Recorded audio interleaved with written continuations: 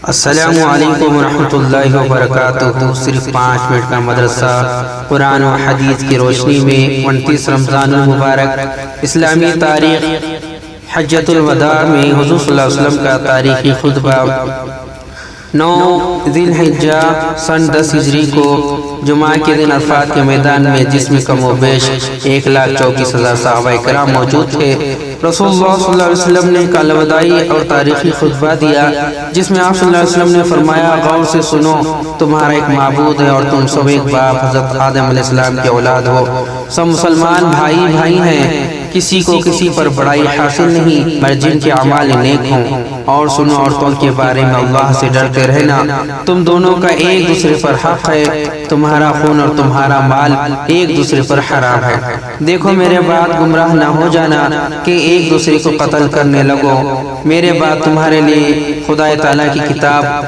اور میری پیروی سیدھا راستہ ہے، اگر اس پر مضبوطی سے قائم رہو گے تو کبھی گمراہ نہ ہوگے۔ پھر آپ صلی اللہ علیہ وسلم نے فرمایا، لوگوں کیا میں نے تم کو اپنے رب کا پیغام پورا پہنچا دیا؟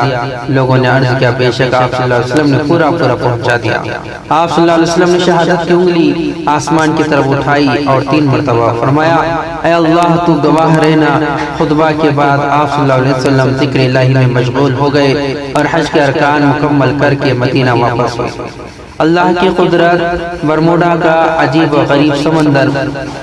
اللہ تعالیٰ نے سمندر میں ایسی ایک چیز بنائی ہے جسے بحیرہ برموڈا مثلث کہتے ہیں۔ اس سمندری علاقے کے متعلق بڑی عجیب بات یہ ہے کہ اس میں کوئی ہوائی جہاز، پانی کا جہاز وغیرہ جاتا ہے تو غائب ہو جاتا ہے۔ کئی دفعہ تو ایسا ہوا کہ اس کے پاس سے گزرنے والے جہاز میں آگ لگ گئی جس سے وہ جل کر راکھ ہو گیا۔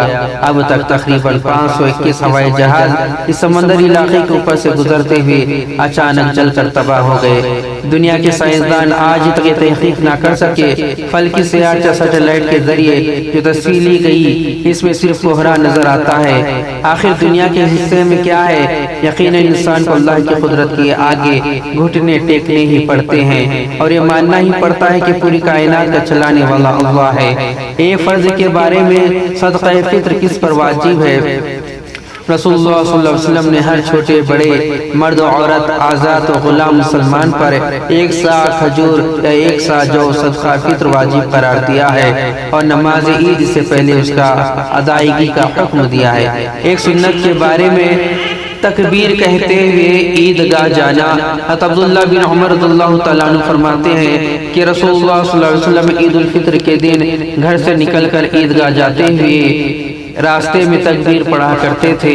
تکبیر یہ ہے، اللہ اکبر اللہ اکبر، لا الہ الا اللہ، اللہ اکبر اللہ اکبر، وللہ الحمد۔ ایک اہم عمل کی فضیلت، انعام کی رات۔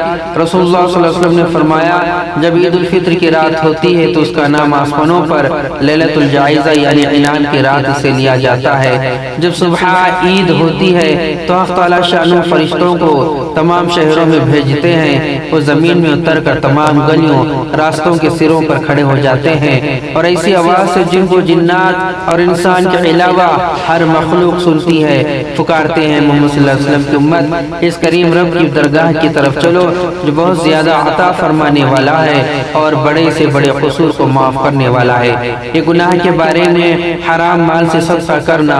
رسول اللہ صلی اللہ علیہ وسلم نے فرمایا، جس نے حرام مال جمع کیا پھر اس میں سے صدقہ کیا تو اجر و ثواب کے بجائے الٹا وبال ہوگا۔ دنیا میں صحابہ رضی اللہ تعالیٰ عنہ اجمعین کی دنیا سے بیزاری۔ حضرت ابو ہریرہ رضی اللہ تعالیٰ عنہ کچھ لوگوں کے پاس سے گزرے جن کے ہاتھوں میں بھونی ہوئی بکری تھی۔ ان لوگوں نے حضرت ابو ہریرہ رضی اللہ تعالیٰ عنہ کو کھانے کے لیے بلایا تو انہوں نے انکار کر دیا اور کہا، اے اللہ کے رسول اللہ صلی اللہ علیہ وسلم اسی حال میں دنیا سے چلے گئے کہ جو کی روٹی بھی پیٹ بھر کر نہیں کھایا۔ آخرت کے بارے میں جہنم کا غصہ۔ قرآن اللہ تعالیٰ فرماتا ہے، جب جہنمی لوگ جہنم میں ڈالے جائیں گے تو اس کی خوفناک آواز سنیں گے اور ایسی بھڑک رہی ہوگی گویا غصے کے مارے پھٹ جائے گی۔ طب نبوی سے علاج، بخار کا علاج۔ رسول اللہ صلی اللہ علیہ وسلم نے فرمایا، جسے بخار آ جائے تو 3 دن غسل کے وقت یہ دعا پڑھے تو انشاءاللہ اسے شفا حاصل ہوگی۔ بسم اللہ اللہم انما اغتسلت رجاء شفائک تصدیق نبیک محمد صلی اللہ علیہ وسلم، اے اللہ میں نے تیرے نام سے غسل کیا شفا کی امید کرتے ہوئے اور تیرے نبی صلی اللہ علیہ وسلم کی تصدیق کرتے ہوئے۔ قرآن کی نصیحت، قرآن میں اللہ تعالیٰ فرماتا ہے ایمان والو جب تم آپس میں خفیہ باتیں کرو تو گناہ، ظلم و زیادتی اور رسول کی نافرمانی کی خفیہ باتیں نہ کیا کرو، بلکہ بھلائی اور پرہیزگاری کے باتوں کا مشورہ کیا کرو اور اللہ سے ڈرتے رہو جس کے پاس تم سب جمع کیے جاؤ گے۔ اللہ تبارک تعالیٰ سے دعا ہے کہ اللہ تبارک تعالیٰ ان باتوں پر عمل کرنے والا بنائے اور ان باتوں کو یاد رکھنے والا بنائے۔ السلام علیکم ورحمۃ اللہ وبرکاتہ۔